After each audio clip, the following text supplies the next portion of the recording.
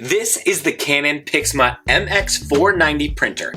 Today I'll be going through and showing you step-by-step instructions on how to install and change the ink cartridges in the Canon MX490 printer. Let's get started. It's okay if the printer is plugged into the wall or turned on or off when replacing the ink cartridges. However, you may want to have the printer turned on to make it easier for the printer to start putting the ink cartridges back in place.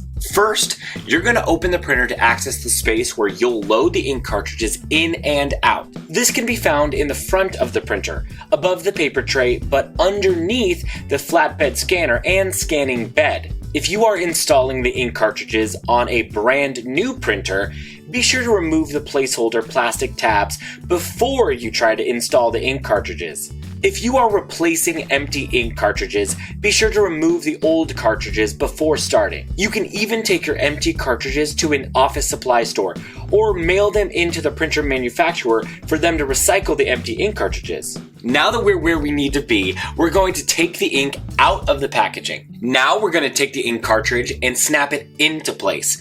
Make sure you're positioning the ink cartridge the right side up with the snap facing the printer. Align the ink cartridge so it will fit into the slot.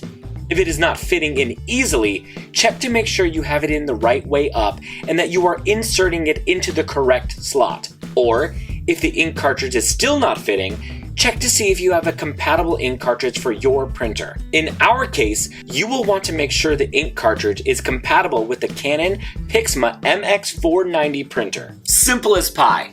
Now you've installed one ink cartridge, now you'll need to install all the other colors the same way you just installed that last one. If you have your printer already turned on while you were installing the ink cartridges, the printer should automatically start recognizing them and begin its process of preparing them to print.